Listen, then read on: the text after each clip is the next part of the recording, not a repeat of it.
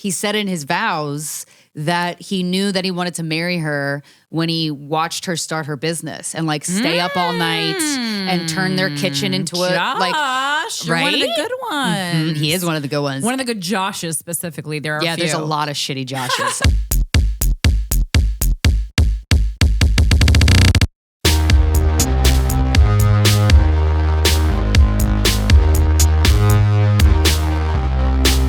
Hello, fuckers. Welcome to a spooky episode of Guys We Fcked. This is the anti-lobster shaming podcast. Don't shame me. I'm a lobster. I'm Corinne Fisher. I'm Krystyna Hutchinson. Welcome to the show. We're wearing Halloween. Look at us wearing Halloween. These are not like I mean, that's not your like. No. I don't know if you have a Halloween costume for this year. Not this yet. is not like our Halloween costume, but I think it's fun to put on some a pre-Halloween costume. Yeah. And I created a character this year. This is in my head, like this is a citizen of Jimmy Buffett, rest in peace. R.I.P. baby. Of Margaritaville. That's why I have Margaritaville stuck in my head. Yeah, so this is like, you know how there's like the busy world of Richard Scarry? This is like, oh my God. Or like the Who's in Whoville. With the fucking Applemobile. Right, so I'm an inhabitant of Margaritaville. I created it, I said, if Margaritaville really existed, who would be a person there? The guy with lobster Doesn't hands. he have like or maybe it's just a restaurant in Key West? I know Jimmy Well, it's Buffett a used to live- it's a restaurant. He also, I think he does also have some sort of like I don't know if it's like an old person's home or heathenism camp. Oh, heathenism? something. Yeah. Good business. I wanna go to one of those. Hedonism, not heathenism is a different thing, but yeah. Oh. I was like, it would be hedonism. That's where you get naked and do the dingle? Yeah, no, that's what I meant for sure. I hope you're having a great Halloween and that your costume is great. If you want to write us an email, it's sorryboutlastnightshow@gmail.com. Today's subject line is, I think I deserved non-consensual anal without lube from fiance. We're going to have to go on a limb and say you didn't and no one does. Come again? Oh, that's what he said. Okay. Hey, ladies, I'm not sure I have a question, but I kind of feel like I'm being a dumb bitch right now. It's hilarious to answer this dressed like this. Yeah. So he inappropriate. slipped it in your butt and said, whoopsies. and maybe I need to hear from the two realest women I know. Your podcast never fails to teach me, inspire me, make me laugh. I've been an OG fucker, and you two have been with me since high school. So you're our daughter. Love it. So it only feels right that I dump this bullshit here. Happy to help. Kind of embarrassing when I started to type this, but whatever. I wrote in the subject line, my fiance force fucked me anally without lube. That's sexual assault. I said that, not her. And I'm still begging him to forgive me. Okay. We gotta spread apart these layers, baby. Forgive me for what? I don't really know. But somehow I'm so down low that I feel I deserved it. Okay. I've been with my fiance for 10 years and engaged for just a few months. We've had arguments like couples do, but this was different. The last week or so, we have been having small disagreements and kind of not communicating like normal. Yesterday was different and I did not see it coming. I'm not sure what happened to him, but we were drinking. The whole day had been so amazing and exactly what we needed. We even talked about how we both felt connected again. We got to our bedroom and had a little argument. Me, not wanting to end our great night like this, decide I should suck his dick. He shut up and let me, oh, what a gentleman. And he eventually bent me over. To my surprise, he shoved it in my ass without warning and dry as fuck. Ew. That is so not cool. I asked him, what the fuck are you doing? He kept going and said, don't you want to make everything better? Take it. Oh, girl. I'm so sorry. I thought there would be like some kind of a twist here. Nope, he's just rapey. At this point, I'm crying and asking, can he at least use some lube? We do anal quite a bit, but never before some lube or foreplay. Right, as you should. My God, the anus and the vagina are two different holes. After a little bit goes by, he stops and leaves the room. My ass hurts at this point. I'm confused about what just happened. I'm still drunk. Oh, that sucks. I followed him out of the room, and I don't know why, but I asked him to keep fucking me. He was just ignoring me. I got emotional and felt so much anxiety. I hope you guys are both in therapy. I wasn't acting like myself. I was hysterically crying. I was like, please just fuck me. You didn't even come. I didn't even come. Just let's have a good night, completely ignoring the fact that my ass just got torn open without warning. Oh, God, that's terrible. My crying goes on for a while, and eventually I stop because he's ignored me for so long. I go to sleep feeling the weirdest guilt for something I can't figure out. I'm confused, asking myself, did he rape me? Were we just drunk? I never expected him to treat me this way, even when angry. As I'm writing this, it's the next day, and I'm still begging him to forgive me for last night. Okay, we're going to stop that part. I'm getting ignored, and it's fucking up my head. I feel almost like I'm nothing to him now. I've cried so much that my eyes hurt just as much as my ass does. Why the hell am I the one begging? I do not want to be acting like this and begging for attention. This is so out of character for me. It's almost like I can't stop wanting him to talk to me, forgive me. Deep down, I keep having this feeling I deserve this. I don't even know how to feel, but thank you for reading this and having a safe space to share. Appreciate you both. Okay, this is very interesting. So it seems like he's not done this before, this type of thing, but there's probably a lot of psychological reasoning that accompanies your guilt. I'm not quite sure of it. However, I will say there's been a lot of instances in my life, and they have happened recently, nothing quite as big as this, where I found myself feeling guilty for something that I had absolutely no business feeling, and it was a very old feeling. And I remember, like, whenever I would stay home from school, my mom, I felt like my parents didn't believe me, or they thought I was full of shit, and I always felt terrible. So I felt bad being sick, and then I would take the sick day and it would be awful, and it was bad. So I personally have had guilt from the parent thing. So I don't know if you've looked there yet. It could be, it's a viable source possibly for you. However, I would stop talking to this person at the time. I know you live together, obviously, but like take some time to yourself and recalibrate. And I think you can do that more potently without talking to him. That's fucked. It's really fucked up on his part. He should be apologizing to you. I had a boyfriend. I think we talked about this when we interviewed him on the podcast. It was when I was in college, and he put it up my butt. We were both drunk. He always wanted to do it. Anal was not something we did a lot. I was 18 years old. And he was drunk, and he put it in my ass, and it hurt. And I said, ow, get off me. And he kept going. And I said, are you fucking raping me right now? I said, get off me. And he wouldn't. And I pushed him, and he goes, oh, sorry. And we had a big talk about it the next day. I said, dude, that was crossing the line. You violated my body when I said stop. I know you could hear me. I was yelling. We were in a tiny dorm room. And I reflected on his energy when he was talking to me about it, and he felt awful. He was super sorry. That never happened again. It never happened since. And I think we really got that was, we got through that incident by talking about it and me assessing how he was doing. And, he was very apologetic, as he should have been.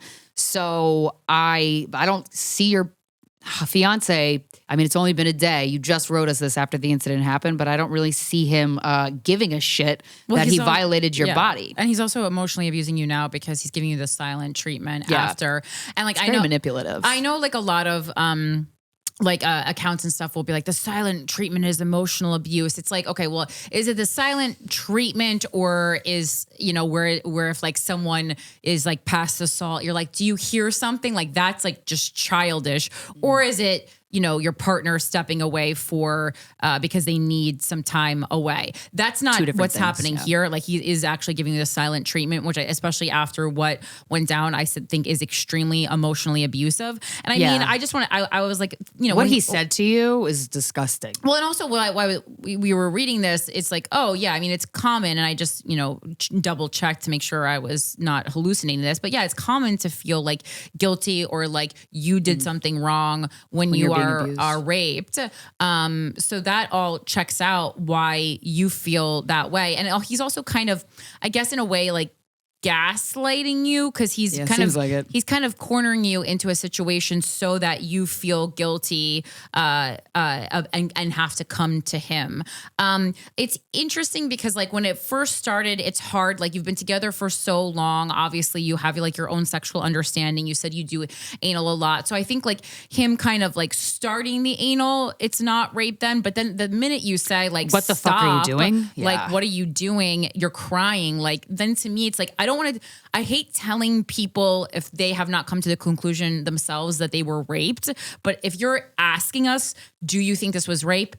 Yes. Yo, yeah. Is my answer. You made it very clear that you wanted him to stop doing that to your body, and he just told you to, don't you want to make everything better and to take it? And again, like that type of language can be used in like a consensual, kinky, romp in the hay. Sure. But this was not that. He was not reading you in any way. This was not the first time he got drunk or was drinking with you. So you've been together for 10 years. Right. It's also very hard for me to believe that, maybe this was the worst incident that's happened over the 10 years. I can't imagine that nothing like this has ever happened before in 10 years. Like this is not something that just starts happens one day. Like this maybe it's something that's been bubbling for a while and now has finally come to a breaking point. Yeah. But think back into the relationship that you've had. Cause to me, it's like, it's so hard to say immediately walk away from someone you've been with for 10 years. But to me, this is like immediate deal breaker. It's done. It's over. Yeah. Because it's not only the isolated bedroom incident. It's also the behavior the day after, Cold. To me, it's like I almost could get past the one really, fucking awful incident. If he was apologetic. And he was like, holy shit, I'm so sorry. I was black. Whatever the fuck it is. It would have to be very beyond apologetic for me. But it's fucked up. I could almost see someone acting out violently sexually. And again, this is like a very personal choice that you would have to make for yourself. And like, to me, this person would have had to have a very clean slate going into this one behavior. Yeah. But look back at your relationship and see maybe there's a lot of things that you were missing or not making him be accountable for, because I just can't imagine this coming out of nowhere. This is like this is a pretty fucking bleak email, to be honest. Yeah. It's kind of sadistic of him. Yeah. So I hope you figure that out. And he's not good. Yeah. He's not great. Guys, come see us live. Our next Midnight Theater show is December 1st. It's a Friday. Ticket links are not available yet, but they will be, so save that goddamn date. And then if you're listening to this the week it comes out and you're in Utah, Springville, hey? October 20th and 21st, I'm going to be at the Boxcar Comedy Club, headlining in Springville, Utah, and then Chicago, November 10th and 11th, and Nashville, November 12th. And as always, I have a Patreon where once a week I do a group Zoom therapy where you just get whatever's on your chest off your chest. I upload the audio from each Zoom session to Patreon, so it's kind of like a private therapy-ish podcast starring you and me, and I get to ask you questions about your life. And it's very fun. You could sign up at patreon.com/Krystyna Hutchinson. And the voices in our heads, my solo podcast, it's weird and self-helpy, and I do a lot of voices. It is back with new episodes every Monday, wherever you get your podcasts. And if you want to see, when is this coming out? When is this episode coming out for Luminary? I believe it'd be 2 weeks. Okay, yeah. So I was like, then. Oh, shit. I was like, yeah, I was like that. I have a show on October 26th, but I was like, it's already going to be out before this. Okay, so then basically what you have for me is 2024. If you want to come see me in Washington, D.C. at the D.C. Comedy Loft, that's February 29th through March 2nd. Ticket link is already up. Link is in my bio. Oh, and then November 8th, Wednesday, November 8th. That ticket link is up for the at the Comedy Store in Hollywood. Again, I haven't officially promoted it yet, but I mean, I'm just telling you, the listener, that the ticket link is up. If you want to get ahead of that, that will be a good move for you. And Without a Country is my weekly news podcast. Obviously, a lot going on. If you're interested, I did a full Israel-Palestine episode last week that I think is pretty good. And I explain it in like layman's, again, like this is not like, if you're someone who's like really on top of the news, this is not the show for you. But if you're someone who's like trying to get more in the news, don't have like a professorial knowledge of the news and current events, that's exactly who this show is for. Okay. Cause I was tired of trying to watch like collegiate, discussions of news and being like, what the fuck is going on? This is like breaking it down in Fox News terms, but we're covering both the right and the left. And I think it's very necessary, especially for left-leaning people, because it's very elitist language usually used on the left. And this week, we have an interview that I just recorded earlier today with the lawyer from No White Saviors, which is the activist group that is covered in the HBO docuseries Savior Complex. And so their lawyer, Robert Ocott, we had a it turned very heated, really for no reason. There was a language barrier, there was a time delay, so I was really throwing him softballs, but got pretty wild. So you have that interview to look forward to this week. Again, check it out, Without a Country podcast on Instagram and on YouTube. And you can listen to it also anywhere you have podcasts. All right. What's going on? Well, this is our last episode before we dive into like masculinity and men a celebration. Everyone just had a stroke because it's the pause you took. It sounded like you were saying this is our last episode. Oh, no. I'm going to get 18,000 DMs being like, I thought. Well, thank you for caring that much. I really appreciate it. But I was at a wedding this weekend. And there's a lot of things I observed that I'm like, oh, that's really nice, and it wasn't a wedding for someone you knew though. Yeah, I'm friends with. Yeah. Oh, it's Crystal, who Heal with Chris, the woman who does my. Because I met them through my boyfriend, but I'm like friends with them now. I thought it was you were going to a wedding that he was performing at. No, that sounds terrible. Oh, okay. No. Going to a wedding where you don't know anybody, that's why I was confused. That's so boring.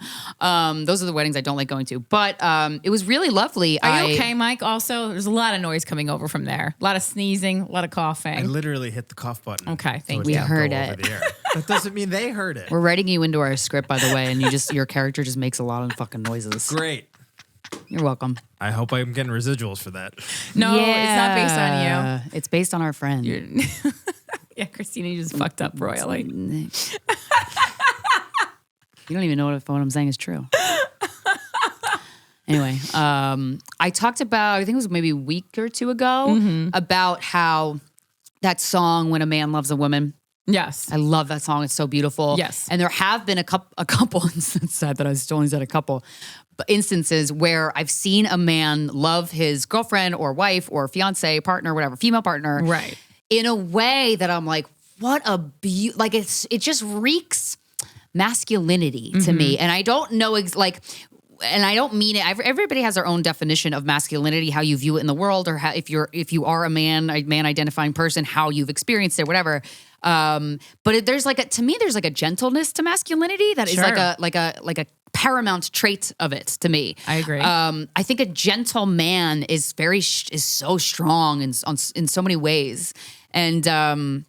And I really felt that with the wedding I was at. The groom's name was Josh, and the bride's it's the woman who does my face, Crystal, at Heal with Chris in Brooklyn. Shout out. She saved my skin, but it was really cool. It was nice to go to a wedding where the couple had a big sense of humor. They just laugh together. All they do is laugh. They have like weird handshakes, and it's fucking adorable. Like their love is really great. But something I've always noticed about them is the way that he loves her is really exactly what I'm talking about when I talk about like that beautiful love a man can show a woman that's just so like, it's just so manly and so beautiful. And are they like the same age or close? Yes, they are. And the way that he cares about her preferences, that's a big one that I've always noticed about, like, he just loves her so much. And he said in his vows that he knew that he wanted to marry her when he watched her start her business and like stay up all night and turn their kitchen into a Josh, you're one of the good ones. He is one of the good ones. One of the good Joshes specifically. There are there's a lot of shitty Joshes. A lot. But a lot of good ones too. It's a weird name. I think it was just popular when we were young. Yeah, probably. It's real 50-50. Like some Joshes are, ugh, but others are like, oh my God, I'm so glad you're here. But yeah, when he said that, I was like, wow, that is exactly how I look at your love for her, is this beautiful masculine, like, and he was just saying that both of their vows they're very beautiful writers and they're very funny. And so I really enjoyed that part. And then I just saw, this is like kind of separate, but it was at this wedding. I saw there's like this girl that was like 8 or 9, and she was dancing by herself. She had a younger sister who was maybe like a year and a half too. Like she was they were both so fucking cute. And the confidence of a toddler is always impressive to me. I always love it. And like a toddler in a little tutu dress, with little dress shoes on, and got the little tiny like spike of hair up top with a bow. Love the pebbles. And they have this vibe of like, I'm here. What are we going to do now? Like just confidence for days. And I saw this, her older sister was about, like I said, 8 or 9. She was just dancing by herself on the dance floor. She was making up her own dance moves and she was having so much fucking fun. And she really reminded me that like we all have that little kid, that joyful little child in us, regardless of what your childhood was like. We all have that. And it reminded me to kind of bring that out into everything I do. Because why not? Why would you desert that? You know what I mean? And so it was a nice little reminder. It was a good wedding.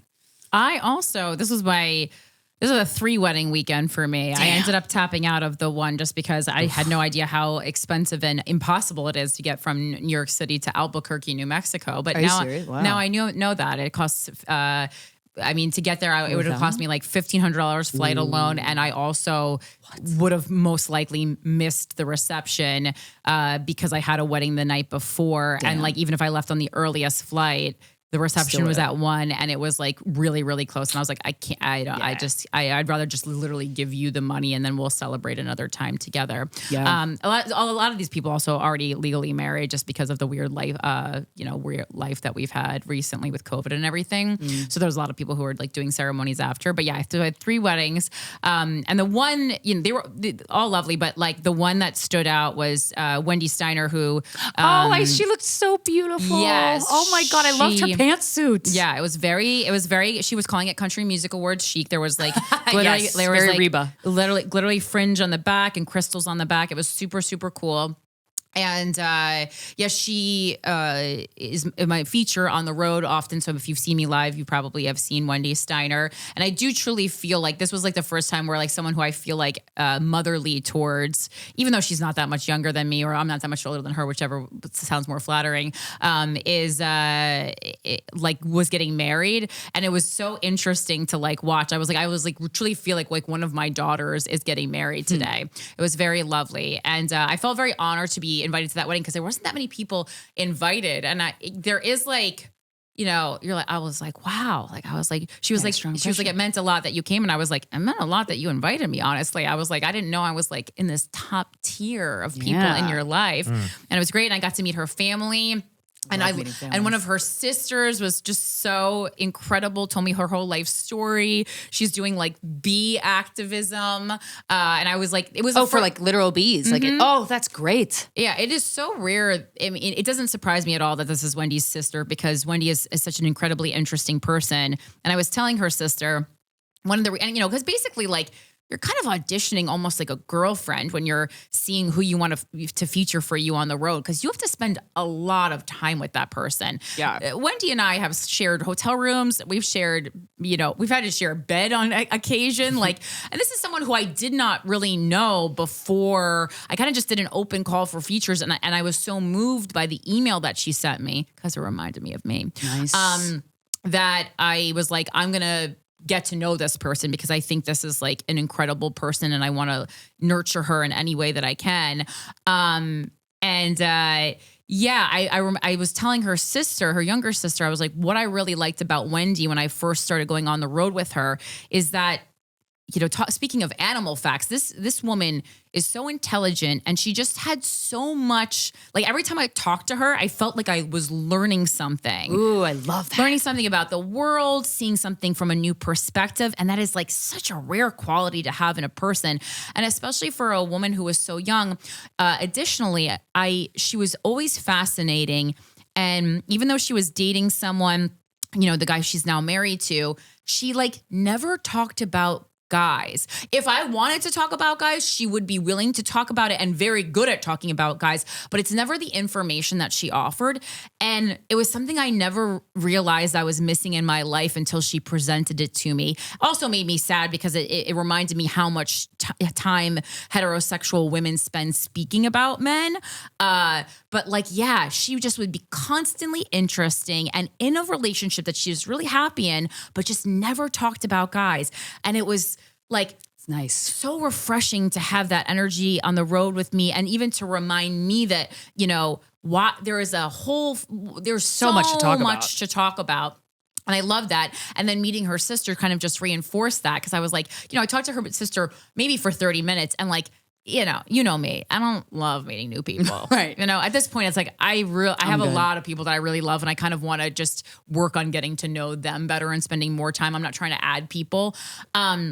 But I loved her sister, and yeah, she was like served in the military, then, you know, had a complete like change of life. And then that sounds like she went through menopause. She's 30. That's not, I don't mean like the change of life. And, she's, you know, kind of like the front runner on all this like legislation. Holy shit. Not only for bees, but for like iPhone privacy. And she was like teaching me things. And I was like, of course you guys are related. Yeah. But anyway, it was just, I told Wendy that it was the best vibes that I've ever experienced at a wedding. Just, there was nothing sad or weird or confrontational. It was just like low key, a lot of people getting together to celebrate these two couples, and their vows were fantastic because they're, you know, they're both, well, one was a comic and one is a comic. And, you know, my date that I had with me was like, I don't think I'd ever been to a wedding with a stand-up comedian vows. And I was like, yeah, they're like so much better. Casey and Robbie's wedding is one of my favorite ones ever. Like, just. Yeah, it was funny, but it was heartfelt. Yeah. And, you know, there was, like, you really understood them succinctly through their vows and why they're going to be a good match for each other. So that's beautiful. It was very, very, very positive experience. And also reminded me how much I fucking love the song Sorry by Justin Bieber. Great song. Man, fucking genius pop song. Just so good. I think his best work, really. Yeah, it's pretty good. It's a great song. I don't think I don't think I've ever been to a wedding with all good vibes like that before. But I don't think I have either.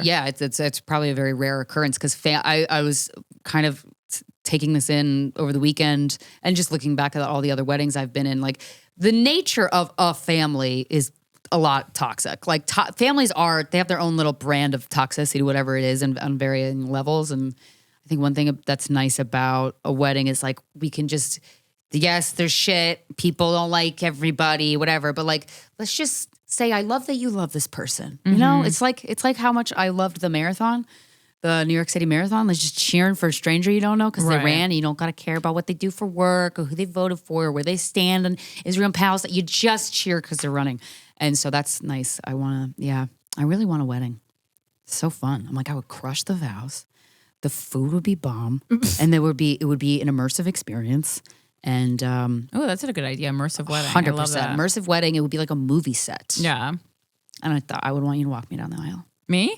Oh, that's so sweet. I would love to. Because a woman should do it. You know? Like, in my opinion. Wendy, I mean, yes, Wendy's mom did walk her down the aisle. Nice. It was lovely. It was beautiful. So I'll be there, and I won't be wearing this. Unless you Why want. not? Unless you request it. Unless you request it. Yeah. I'm going to have to, If you request it, I'll do it. We had this funny idea that, like, all the men to attend have to do one of the suits from Dumb and Dumber. And then the women That's have cute. to wear, Women have to pick one of the looks from Bridesmaids. Oh, I forgot what the look. Do they have stupid looks? Some were like super sexy and hot, and then others were just like ridiculous and like 80s gaudy, which is great. So there's like a range, but it's like that, you know, on the cover is those pink dresses, there's like fuchsia. And they're all different cuts, but like any look doesn't have to be from that. But I was thinking about that. I was like, if I did a wedding, I think I would go masquerade ball, because I don't want, like, that's a good one. I don't want like full Halloween that's like too tacky even for me. Yeah. And I want, because I like when people, especially being a comedian, I like actually dressing nice. Yes. So masquerade is like you get to be really creative with your mask, but then you still wear a really nice outfit. Yeah. And I also, love a mask. I don't want to give a homework to people. You know, everyone's not creative, and I don't want to force them to be. Yeah. There's a rumor going around that everyone's creative, and it's not true. Apparently, some of the books I've read they have some type of creativity. Yeah, but it might be it's like not good, some of it. Yeah. You like, know? which hungry man dinner do you want to microwave tonight? Right. You know, that might be the extent of their creativity. Yeah, and that's okay. We need non-creative people to stop wounds from bleeding and such. Yeah. You don't want to get creative with that. You just want to do it the right way. And I'm guessing there's like one main way. Yeah. To stop the bleeding. Yeah, just put a I agree. suture. What kind of wedding do you want to, I mean, I also don't want a wedding, but I have thought of the wedding that I want. Do you want a wedding? That was a sigh. Once I get this podcast network up and running, I might think about it. That was such a long breath, Michael. 2 years later. I think I share your philosophy. It depends on who the person involved is. As it should. Yeah, like that you need a bride? Yeah. Well, yes. Well, that's what I mean. You think it's crazy that I pitched this fucking idea. Like, it shouldn't be groundbreaking that I should find a groom before you plan your wedding. But no, yeah, right, here of we course. are. Yeah, I know. But here we are. I feel the same way about kids, which obviously I think you're the person that said it best, and that's probably where I kind of me, Ms. Lobster. Yes, you Miss Lobster. Or me, Miss Alien Skeletor. Under the sea. Darling, it's better down when it's I fucking love wetter. that song. Take it from me. I think when I was younger, I had thought about what a wedding would look like because I think like Italians, that's one of the things that and The Jews, Godfather. Italians and Jews. You're gonna marry my daughter. They both do big weddings. Yeah. You know? But I don't know. I think after having gone to my sister's wedding, which was by like middle class standards was a pretty big wedding. Yeah. I don't know if I would want to do that. I think that if So I were expensive. to do one, it's very expensive. Dude, it's so expensive. And I think that I would just kind of rather do something like I think I could see myself getting married, but I think that if there's a ceremony and a reception, I would want to keep it a little smaller. I don't think I would want to do like a blowout like I would have 15 years ago or whatever. But I just expected what my wedding was going to look like, you know? I just want to take like the money and go on like a really intimate, but incredible, life-changing, soul-searching vacation with the person that I was, marrying. I would just rather That put sounds it great. towards like real estate or something like not Ooh. necessarily buying a home, but like no, I think too you got to adult. blow some money in the beginning, and that makes you Gotta have horny fun, for each Mikey. other. Well, the Maybe. thing What's was the like, point of having a big dong if you don't have fun? you literally go you take $15,000 vacation. That's still so much cheaper than the wedding. dude. yeah, probably. Weddings so are much crazy. cheaper. You're probably spending some people spend like over $100,000 on a wedding. So my boyfriend, easy. boyfriend, part of he's a professional musician, but part of his thing is he does he sings at weddings. Fancy. When I say fancy, Yeah. I mean famous. Like when he did a New Year's gig, Justin Bieber and Hailey Bieber were there. Like it's just fucking really Crazy. fancy shit. And one of the weddings, the flower budget, $500,000, and I'm like, Yeah. so we do have enough money on this planet to feed and house everybody. We're just not choosing to use it. Well, we don't because we have to spend that on flowers. Well, but Dude, also, it's so fucked. but we're in a capitalist country, though. I mean, there are countries where it Oh yeah. doesn't work that way. I didn't know. If I didn't know. If you got it, I flaunt didn't it. know. Buy the flowers. You know. Why? Oh man, I didn't know. It's fine. I mean, of course, it's their money. Like, do it. But I was like, oh my I wouldn't Christ! do- when I- Flowers are so expensive. When too. I worked totally. on the Betches Brides podcast, I was like Betches horrified. Brides. That was one of my gigs with them for a you were while. Was like horrified. Oh, Well, the 'cause prices. they were bringing on a lot of wedding. We were bringing on a lot of wedding experts, but we were also bringing on a lot of like influencers that were like planning their wedding, and it was like their budgets were like $200,000 or more. In some cases more. That's so That's- and crazy. it was like that was one of the things that turned me That's off to having a repulsive. big wedding. Because I mean I can't imagine. I didn't come from anybody having any money in my life. It's the idea of having $200,000 and not like That's a drop in the bucket to some people. totally yeah. And if it is, It's a fine. down payment Go on a nuts. very expensive house. Yeah, but that's kind of how I see it. Where it's just like we could set ourselves up with this money, or we could just have a party. Yeah. And it's when you really think of it like that in those terms, like. I'm not anti-wedding, although I don't really like going to weddings, to be honest with you. You're gonna love going to mine. It's gonna be immersive. We'll see. You get a goodie bag. I don't know where I can rent a Dumb and Dumber We'll suit figure. from, We're gonna give you vendors. We'll give you vendors. But yeah, I don't know. I do think that there's like I would like something small but classy. I don't know where I'm going to rent a dumb. I mean, if that's your biggest concern, you're fine. Also, you can get someone to make it. Yeah. Oh, that would Diet. be Get nice. someone to make oh, it. You got What? Because you could customize it to like add Yes. like certain qualities of a tux that you like. That's not necessarily in those tux. custom Dumb and Dumber Ruffled. suit. It's a suit you're gonna wear once. Blue or orange. If you have If you're that boring. attitude. Yeah. Goddamn right. Seems like you have a Halloween costume that's gonna fucking be killer for the rest of your life. Rest of your lobster life. I love these. You know what? Also, Reminds me of Phoebe from Friends. these your lobster. These fucking lobster claws are actually. I feel like it's appropriate for Guys We Fucked because. You know, when you date me, it's mandatory that you dress up for Halloween. I don't know if you guys knew this. Oh, I assumed. You just assumed. Exactly. Yeah. I Who didn't need to doesn't tell want to you. dress up for Halloween, What? though? Fucking boring ass Some Betty's. people. Yeah. And so when you enter a union with me, even though it will most likely be temporary as my unions are, that's why I'm from union. Hot sell. It is required that you're gonna dress up for Halloween with me. You don't have to do a couple's costume. I understand that It's great. I love couples. There is something a Like little bit friend. emasculating about a partner And just in a little costume, corny. though. I've seen it where the guy has the right vibe. And I'm like, oh, he came up with this and not her. And I'm like, okay, fun people. I once did a couple's costume where I was Britney Spears and my boyfriend was Kevin Federline, and that didn't feel emasculating, but often it feels like a child was forced to wear something they didn't want to wear. That sounds terrible. Yeah. Yeah. So I mean, so that's my thoughts on that. But yeah, I took one of my ex-boyfriends to my favorite Halloween store. Shout out Abracadabra, best store that ever existed. And I said, I will pay for it because it is my mandate. But I was like, we are not leaving the store until you select a Halloween costume for yourself. Got to. Yeah. It can be anything you want. It doesn't have to be. That's great. And this is what he picked out. He picked out these two. And honestly, That's hilarious. I really That's liked pretty his good. choice. Yeah. I really liked his You choice. get creative with it. Because it was minimal, but Unique. and he kept them on. And Yeah. I said, if I'm buying, you're wearing these. Yeah. I was like, you're I know. Don't take them off. Yeah. I was like, You gotta jerk off with you them, have to fucking hold a Coors Light or whatever the hell you're drinking with a Natty Light with this. Okay. Yeah. So, and that was the story of this. And then Nice. I guess this is all he left me from the relationship. He didn't That's have pretty a cool lot of money. though. So That's all right. That's pretty sick. He left you the I'd say thing that it you worked bought out. for him. I think he just more forgot them at my apartment, but I got Honestly, them. good. You go, how did that divorce end up? I got the lobster claws. That's how I feel about the Princess Diana cocaine plate. Right? That I got the that's- claws. Yeah, The I lobster claws. locked that in my filing cabinet when he moved out, so we wouldn't take it. Yeah, this is one of the best things I've ever pretty great. been left from a relationship.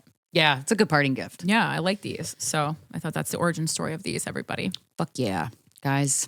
Our guests, they have a beautiful origin story that you're going to hear in detail. It's very beautiful. We love them. They're besties. They're best friends. They're both stand-up comedians. One could be seen on Wildin' and Out, fucking rapping and freestyling like a G. And you can catch them both on the road together.